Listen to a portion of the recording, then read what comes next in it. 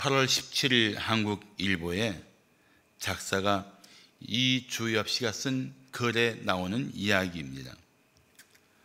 카리브해 IT 섬의 부족 추장이었던 아투에이는 스페인 침략자들의 침략으로 전쟁에서 패한 뒤에 끔찍한 화형을 당하게 되었습니다. 죽기 전에 스페인 종군 신부가 사후 천국에 갈 수 있다면서 영세를 받으라고 권했습니다. 그때 아투에이는 물었습니다.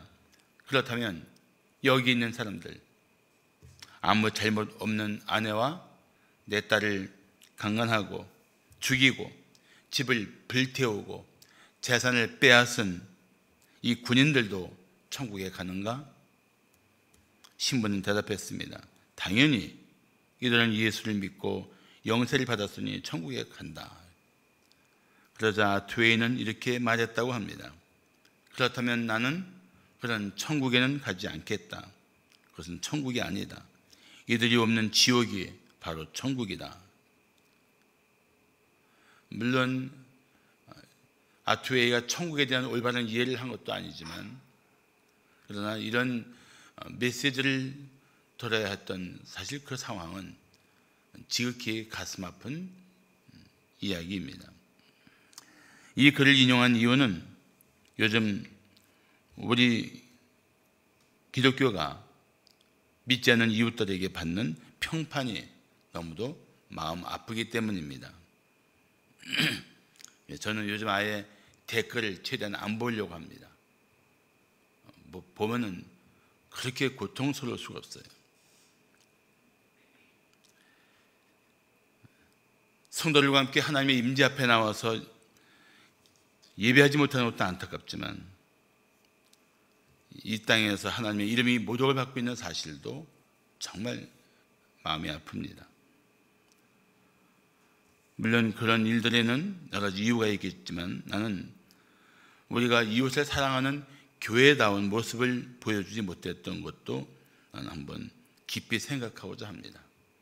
결국 이런 일들은 전대문을 막 가로막고 있고, 또 사실 코로나 바이러스 시대에 영혼 구원의 열매를 맺어야 되는데 오히려 그런 일들을 우리가 못하고 있다는 것을 생각하게 됩니다. 어떤 상황에서도 우리는 마침내 이 모든 상황을 이겨낼 것을 저는 믿습니다. 왜냐하면 교회는 시대의 모든 고난과 역경들을 다 이겨냈기 때문입니다. 물론 그 승리는 하나님께서 우리를 승리하게 하시기 때문에 그렇습니다.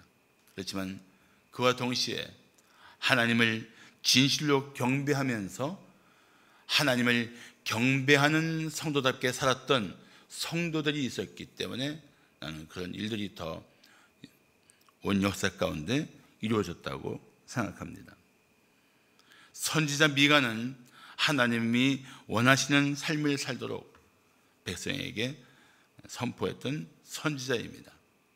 오늘 본문 6절과 7절을 보시면, 내가 무엇을 가지고 여호와 앞에 나아가며 높으신 하나님께 경배할까? 내가 번제물로 1년 된 송아지를 가지고 그 앞에 나아갈까? 여호와께서 천천의 순양이나 만만의 강물 같은 기름을 기뻐하실까? 내 허물을 위하여 내 아들을, 내 영혼의 죄를 말미암아 내 몸의 열매를 드릴까? 라고 말합니다. 사실 성도가 하나님의 임재 앞에 나아가 예배할 수 있는 것은 매우 영광스러운 일입니다. 따라서 성도는 예배하는 일을 삶의 우선순위로 두어야 합니다. 예배하면서 예배자가 예물을 드리는 것은 사실은 예배 정신에 합당한 것입니다. 예배 정신은 드림입니다. 그래서 우리가 예배를 한다, 예배한다, 이게 원칙이지만, 이게 바른 표현이지만, 예배를 드린다라고 말하는 것도 예배 정신이 드림에 있기 때문에 그렇습니다. 마음을 드리고 생명을 드리고 감사의 예물을 드리고 주님 앞에 결단을 드리고 드림이 예배의 정신이란 말이죠. 그래서 예배할 때 자신의 허물을 위하여 맏아들을 드리고 자기 몸에 열매를 드린다는 것은 사실은 대단한 헌신이요 희생의 결단인 것입니다. 그렇지만 이것만 가지고 우리가 하나님을 기쁘시게 할 수 있는가? 라는 질문을 우리는 본문 속에서 찾아야 합니다. 중요한 것은 예배 가운데 드림이 전부가 아니고 예배하면서 예배한 성도답게 살아가는 것입니다. 대면 예배를 회복한다고 해서 예배 회복이 아닙니다. 참 이 코로나 바이러스로 인해서 우리가 못 듣던 용어, 쓰지 않던 용어를 쓰고 있습니다. 비대면 예배 또는 대면 예배. 중요한 것은 예배 회복은 다시 주님 앞에 나와 온 성도가 함께 예배당에서 예배하는 것만이 진정한 예배 회복이 아니라는 것입니다. 이제 이번에 이런 일들을 통해서 우리는 예배 회복을 사모할 뿐만 아니라 우리 예배 회복이 마침내 예배한 성도다운 삶의 회복이 되기를 축복합니다. 난 그것이 진정한 예배를 회복할 수 있는 우리의 소원이 되어야 된다고 생각합니다. 그러면서 동시에 예배하는 성도는 하나님께서 구하시는 것이 무엇인지를 살펴야 합니다. 자, 하나님이 예배자에게 구하시는 것이 무엇일까요? 첫째, 정의를 행하는 것입니다. 정의를 행하는 것. 오늘 6, 7절에서 예배자들은 묻습니다. 내가 무엇을 가지고 하나님 앞에 나아갈까요? 하나님이 무엇을 기뻐하실까요? 내가 무엇을 드릴까요? 묻고 있단 말이죠. 사실 진실로 예배하는 성도라면, 하나님께 영광을 돌리기 원하는 성도라면 하나님이 무엇을 기뻐하실까 생각하는 것이 옳습니다. 하나님은 호세아 선지자를 통해 이렇게 말씀하십니다. 나는 인애를 원하고 제사를 원하지 아니하며 번제보다 하나님 하는 것을 원하노라. 무슨 말씀입니까? 제사하지 말라는 걸까요? 번제를 드리지 말라는 걸까요? 아닙니다.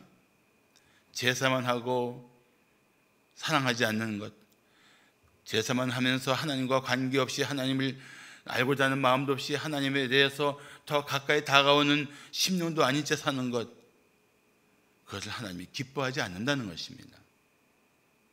제사했으면 인애를 펼치고 번제를 드렸으면 하나님이 어떤 분이신지를 더 깊이 아는 그런 성도가 되어야 한다는 것입니다. 하나님은 예배자가 하나님을 더 깊이 알기를 원하십니다. 그리고 하나님이 원하시는 것이 무엇인지를 알고 그 하나님이 원하시는 삶을 살아가기를 바라십니다. 그래서 예배하는 성도는 주님을 더욱 사랑하고 그 뜻에 자신을 복종시켜야 합니다. 그래야 예배한 성도답게 살아갈 수가 있습니다. 오늘 8절을 보시면 사람아 주께서 선한 것이 무엇임을 내게 보이셨나니 여호와께서 내게 구하시는 것은, 예배하는 너에게 구하시는 것은 오직 정의를 행하며 인자를 사랑하며 겸손하게 내 하나님과 함께 행하는 것이 아니냐고 말씀합니다. 자, 하나님이 우리에게 구하시는 것 첫 번째가 무엇입니까? 오직 정의를 행하는 것입니다. 이 8절에 중요한 단어는 세 가지가 있습니다. 정의, 인자, 겸손. 하나님이 예배하는 자에게 무엇을 구하시느냐? 이 세 가지예요. 정의, 인자, 겸손. 첫 번째가 정의를 행하는 것입니다. 정의를 행하는 것은 무슨 뜻인가? 정의롭게 살라는 것입니다. 불의와 어울리지 말라는 뜻입니다. 하나님의 의를 이 땅 가운데 드러내야 할 성도가 불의와 타협하며 자기 욕심을 채우기 위해서 부정한 짓을 하지 말라는 뜻입니다. 하나님을 경배하는 성도는, 하나님을 예배하는 성도는 이 땅 가운데서 의롭게 살기를 힘써야 합니다.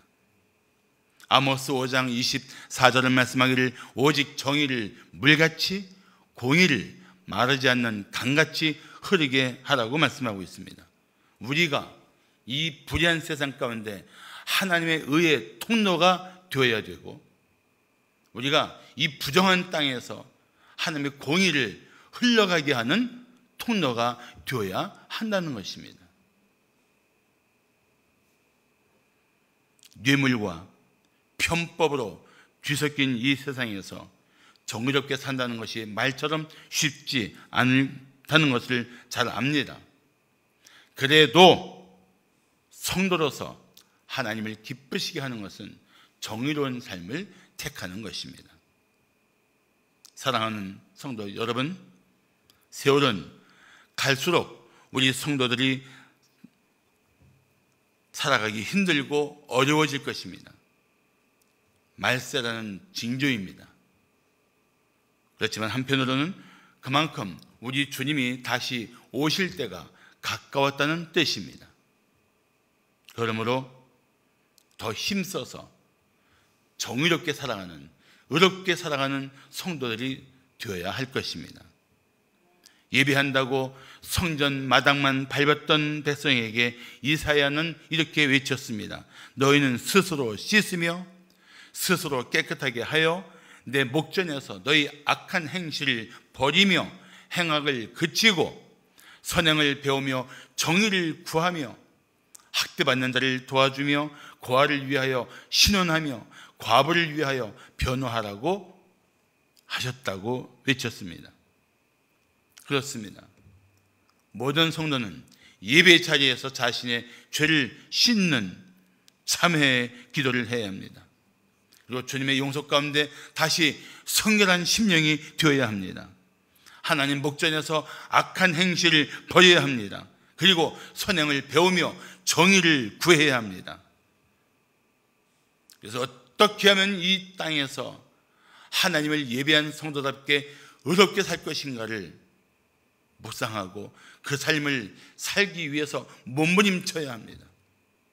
어려운 성도다운 삶을 살기 위해서 치열하게 싸워야 합니다. 그래야 우리는 하나님이 구하시는 삶을 살아갈 수가 있고, 그래야 예배한 성도다운 삶을 살게 될 것입니다. 자, 하나님이 예배자에게 구하시는 것이 무엇입니까? 둘째, 인자를 사랑하는 것입니다.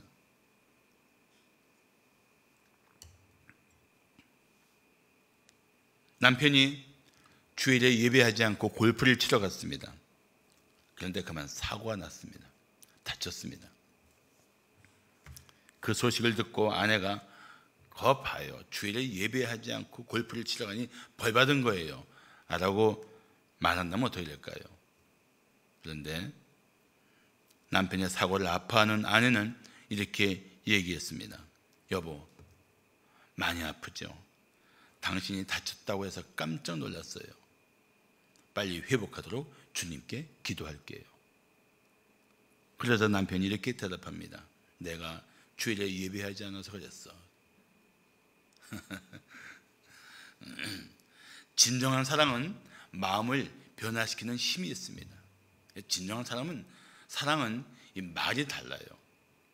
비난하거나 정죄하지 않고 사랑이 넘치는 말로 서로에게 감동을 주고 서로에게 은혜를 끼치고 서로에게 선한 심령으로 회복시키는 그런 힘이 있습니다.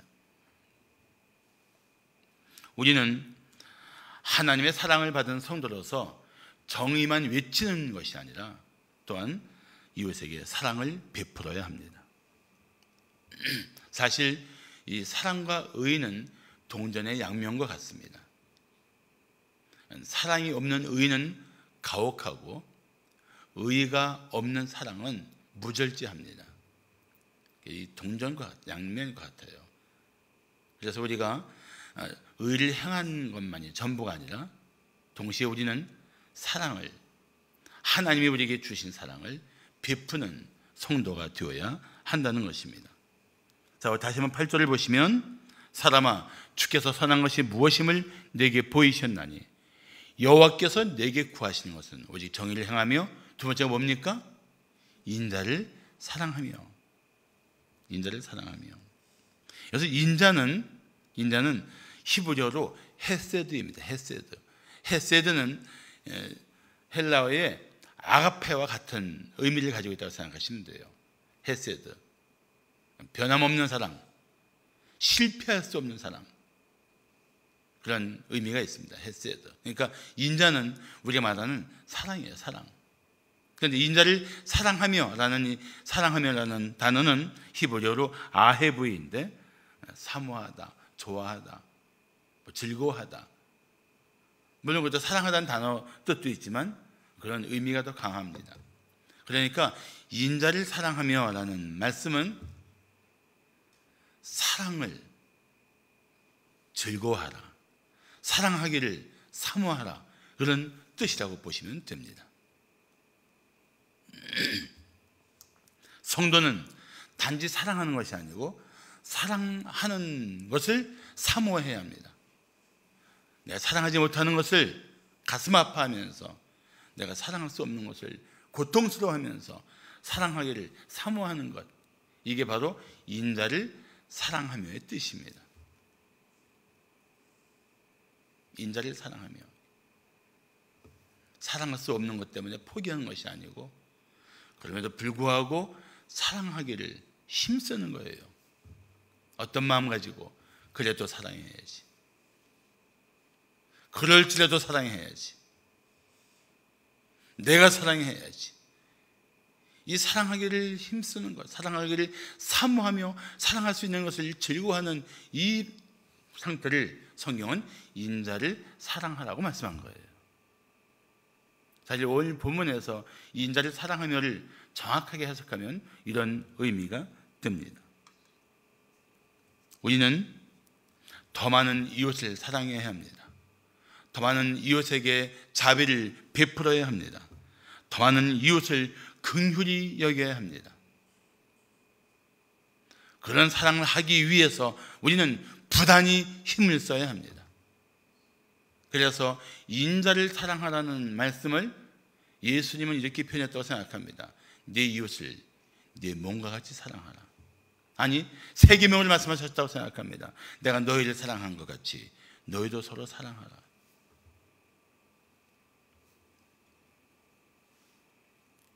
삶이 어려워지면 사람들은 어쩔 수 없이 이기적이 됩니다. 주변의 여러 가지 상황들이 우리를 위협하면 우리는 점점 더 자기 몸을 웅크리고 자기만 살려는 생각에 빠지기 쉽습니다. 남이 어떻게 되든 나만을 생각하는 그런 삶의 태도들이 우리 주변에 더 나타날 수가 있다는 것입니다. 이럴 때 마치 어둠 속에 뛰어드는 빛처럼 이웃을 사랑하는 사람들, 그들의 이름이 그리스도인이어야 한다는 것입니다. 그래서 우리는 오히려 이때에 이웃의 고난에 동참하고 이웃들의 사랑으로 돌봐주어야 합니다. 야고보서 2장 8절을 말씀하기를 너희가 만일 성경에 기록된 대로 내 이웃 사랑하기를 내 몸과 같이 하라 하신 최고의 법을 지키면 잘하는 것이라고 말씀하고 있습니다. 코로나 바이러스로 인한 삶의 변화가 참 많습니다. 이웃의 삶이 전과 같지 않은데 당장 대책은 보이지 않습니다. 이런 상황에서 우리가 손들어서 어떻게 살아야 할 것인가? 하나님을 예배하는 손들어서 어떻게 이 땅 가운데 존재해야 할 것인가? 성경은 말씀합니다. 사랑하라. 고통 가운데 있는 이웃을 사랑하라. 두려움 가운데 있는 이웃들을 사랑하라. 사랑하기를 힘쓰라. 어제 어느 집사님께서 제게 문자를 보내주셨습니다. 그 내용을 잠깐 읽어드리겠습니다.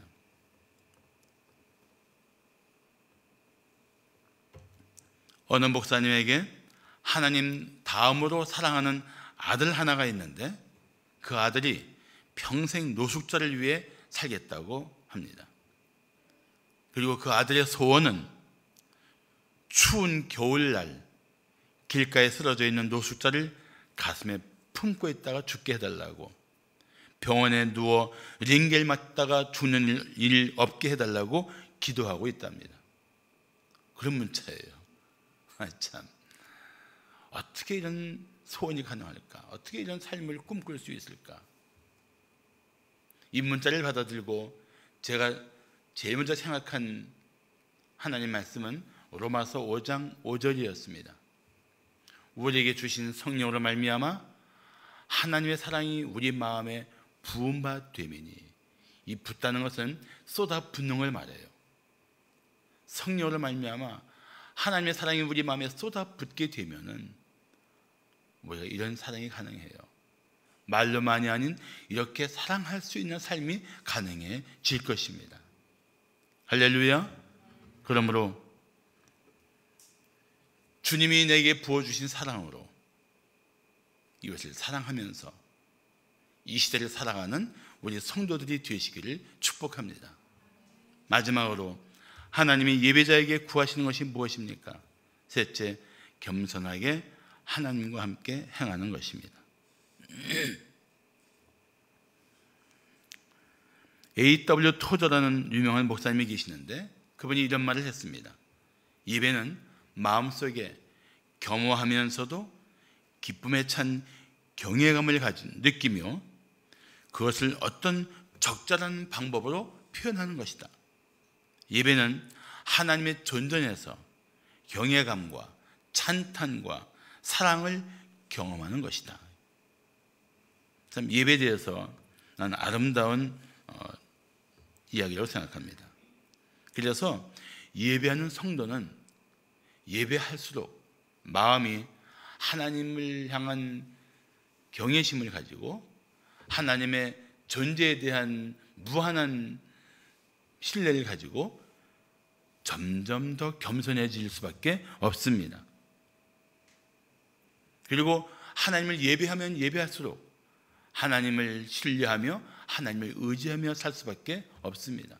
그렇게 살게 됩니다. 그게 예배하는 성도들의 삶의 변화인 것입니다. 예배하고도 겸손한 자세를 갖지 못하면 결국 오만한 자세로 자기 욕심대로 자기 뜻대로 살게 되고 그 결과 하나님을 등지고 살게 될 것입니다. 그래서 우리는 예배한 성도답게 겸손한 자세로 하나님과 함께 동행하는 성도가 되어야 하는 것입니다. 우리 8절이 그 말씀을 하고 있는 거예요. 자, 사람아, 주께서 선한 것이 무엇임을 내게 보이셨나니 여호와께서 내게 구하시는 것은 오직 정의를 행하며 인자를 사랑하며, 세 번째가 무엇입니까? 겸손하게 내 하나님과 함께 행하는 것이 아니냐. 이걸 좀 더 영어 성경 NIV는 이렇게 이해하기 쉽게 말했습니다. To work humbly, work humbly. 겸손하게 걸어가라. 누구와? With your God. 내 하나님과 함께 겸손하게 걸어가라. 이렇게 번역할 수 있어요. 너의 하나님과 겸손하게 동행하라. 교만한다는 하나님과 동행할 수 없지만 예배하며 하나님을 경외하는 마음 때문에 겸손해진 자는 하나님과 동행할 수 있는 삶이 가능할 것입니다. 그게 예배자가 누리는 은혜 중에 하나예요, 사실. 그런데 다시 한번 살펴볼 때, 그러면 하나님과 동행하기 위해서 우리는 무엇이 필요한가? 어떤 자세가 필요한가? 하나님과 정말 동행하기 원한다면 이 세상에서, 죄가 가득한 세상에서, 온갖 위험이 도사리는 세상에서, 우리 삶을 파괴하려는 온갖 문제들이 웅크리고 있는 세상에서 우리가 하나님과 동행하려면 어떻게 해야 되는가? 두 가지 생각해야 돼요. 겸손하게 살며 하나님의 뜻을 따라 살아야 한다는 것입니다. 근데 이게 사실은 이게 분리된 것이 아니고 어떻게 보면은 하나가 되어 있는 거예요. 겸손한 자는 하나님 뜻을 따르게 되는 것입니다. 아모스 3장 3절은 이런 말씀을 합니다. 두 사람이 뜻이 같지 않은데 어찌 동행하겠느냐? 하나님과 동행하려면 겸손함도 필요하지만 하나님의 뜻을 따를 때 하나님과 동행이 가능해진다는 것입니다.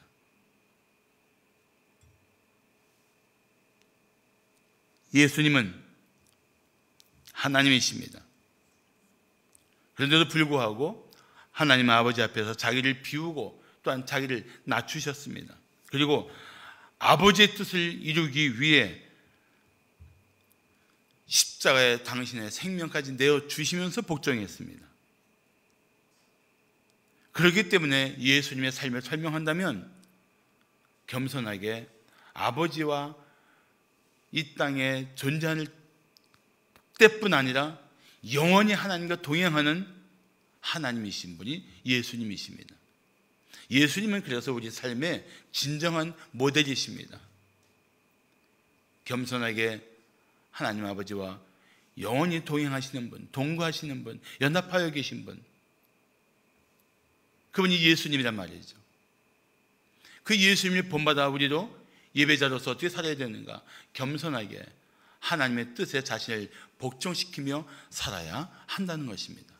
그럴 때 우리는 겸손하게 하나님과 함께 행할 수가 있는 것입니다. 사랑하는 성도 여러분, 우리는 이 세상 가운데서 성도로서 살아야 할 탁월한 지혜를 가지고 있습니다. 이 세상에서 결코 배울 수 없는 영원한 진리를 소유하고 있습니다. 그것이 무엇입니까? 하나님의 말씀입니다. 하나님의 진리를 따라 사는 것은, 하나님의 말씀대로 사는 것은 사실은 그리스도인에게는 최상의 삶을, 최선의 삶을 가능하게 하는 선택이라고 저는 확신합니다. 그런 삶을 살기 위해 우리가 가장 먼저 보일 반응이 무엇입니까? 겸손해야 합니다. 우리의 생각과 마음을 주님께 복종시켜야 합니다. 그것이 하나님께 허다한 예물을 드리고 하나님 앞에 자신을 바치는 것보다 더 예배한 자다운 삶의 태도라고 오늘 본문은 말씀하고 있는 것입니다. 하나님의 뜻을 거역하고 자기 마음대로 제사를 지낸 사울에게 사무엘은 이렇게 말했습니다. 사무엘이 이르되 여호와께서 번제와 다른 제사를 그의 목소리를 청종하는 것을 좋아하심같이 좋아하시겠나이까? 순종이 제사보다 낫고 듣는 것이 수양의 기름보다 낫다고 꾸짖습니다. 진정한 예배는 하나님을 경외하는 마음으로 주님께 영광을 돌린 예배는 자신을 겸손히 낮추고 하나님 뜻 앞에 자신을 온전히 복종시키는 것이라는 것을 잊지 말아야 할 것입니다. 사랑하는 성도 여러분, 예배는 여러분 일생의 삶의 우선순위를 두고 최선을 다하십시오. 그리고 예배한 후에는 예배하는 성도답게 살아가십시오. 겸손하게 자신의 생각과 마음을 주님 뜻에 복종시키고 주님의 진리를 따라 힘있게 살아가는 날마다의 삶이 되시기를 축복합니다. 기독교 역사에는 감동을 주는 이야기들이 참 많습니다. 오늘 제가 그 중에 하나를 소개하고자 합니다. 서기 165년부터 180년까지 약 15년 동안 지속된 안토니우스 역병으로 로마는 엄청난 두려움에 빠져 있었습니다. 이 전염병을 목격하고 기록한 그리스 의사의 이름을 따라서 갈레노스 역병이라고도 했습니다. 이 병은 파르티아 제국을 상대로 원정을 하고 돌아온 로마 병정들에 의해서 로마에 전파되었습니다. 이 전염병으로 수많은 로마 사람이 죽었습니다. 로마 곳곳에 시체들이 널려 있었지만 누구도 손을 대지 못했습니다. 손대면 병이 옮을까 봐 두려웠기 때문입니다. 그런데 이상한 일이 벌어졌습니다. 한밤중에 검은 옷을 입은 사람들이 어디선가 나타나서 밤새 그 시신들을 수습했던 것입니다. 나중에 알고 보았더니 그 시체를 치운 사람들은 그리스도인들이었습니다. 그들은 로마의 박해를 피해 카타콤이라는 지하에 숨어있던 그리스도인들이었습니다. 그런데 그 전염병으로 죽어간다는 소식을 듣고 그 로마를 위해서, 로마 시민들을 위해서 한밤에, 그들도 그 질병이 된 두려병이 있었지만 한밤에 조용히 나와서 그 시신들을 수습하며 자기를 박해하는 로마를 섬겼던 것입니다. 마침내 이 사실을 알게 되면서 그리스도인들은 그 존재 자체가 죽음의 두려움에 빠진 로마 사람들에게 위로를 주는 존재가 되었습니다. 교회는 어둠을 비치는 빛이 되어야 합니다. 죽음의 어둠에 생명의 빛이 되고 죄악의 어둠에 의해 빛을 비추어야 합니다. 지금 우리가 그런 교회다운 상태에 있는지를 한번 살펴봐야 할 것입니다. 그 일을 위해서 우리 성도들과 함께 나누고 싶은 것은 우리가 진실로 하나님을 예배한 성도답게 살아가자는 것입니다. 이 시대는 특히 더 힘써야 합니다. 예배하면서 어떤 일이 생깁니까? 하나님을 경배합니다. 예배하면서 어떤 일이 생깁니까? 자신의 죄를 자백합니다. 예배하면서 어떤 변화가 일어납니까? 하나님 뜻을 따라 살기를 결단합니다. 그렇게 예배를 경험하면서 예배했다면 그 예배 증거가 무엇이냐는 것입니다. 내가 하나님을 경배하며 살아계시고 참되신 하나님을 향하여 경배하며 찬양했다면 그 증거가 무엇이냐는 것입니다. 오늘 미가서 6장 8절은 그 증거를 세 가지를 말씀하고 있는 거예요. 오직 정의를 행하며 인자를 사랑하며 겸손히 네 하나님과 함께 행하는 것이 아니냐.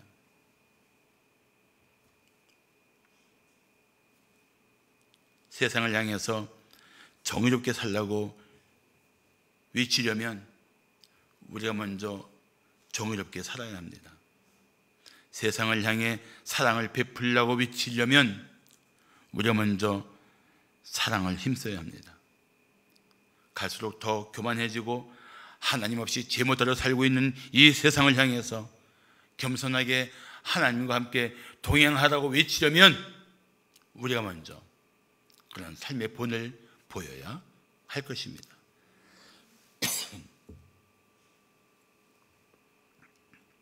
그렇게 할 때 우리는 세상을 변화시키는 교회로서 존재하게 될 것입니다.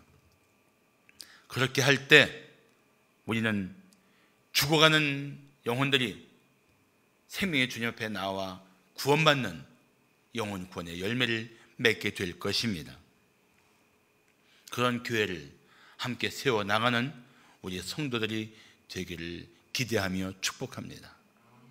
기도하시겠습니다.